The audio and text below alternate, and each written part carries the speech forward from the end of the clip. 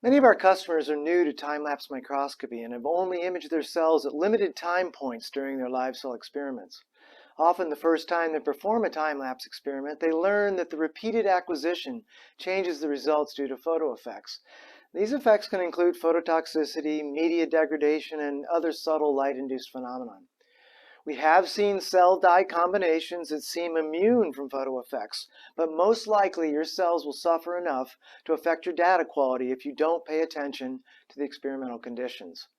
Often the cell type and the labels or stains can't be changed, so less light, less often is the strategy.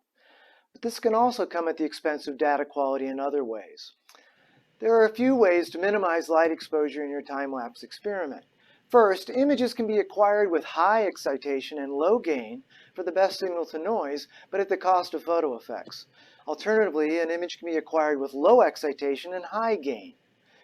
Here are two images of the same field of view under high and low illumination. As you can see, gain amplifies both signal and noise, and so the image is grainier, but potentially still useful. Next, the frequency or interval of the time-lapse experiment can have dramatic effects. An interval of only 5 minutes will have at least 10 times the photo effects of that of a 1-hour interval. The question is, do you need to see a smooth movie where the same cells can be identified frame to frame? Or is an ensemble measurement enough and the total number of cells per frame is more important than which one was which in the previous frames? Third, image-based autofocus uses a live image to determine the best focus, and this can take a second or more. Eliminating autofocus can be accomplished in a few ways.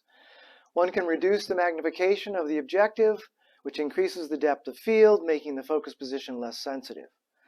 A pre-focus step for every field of view can be performed, and that position then used for the rest of the experiment.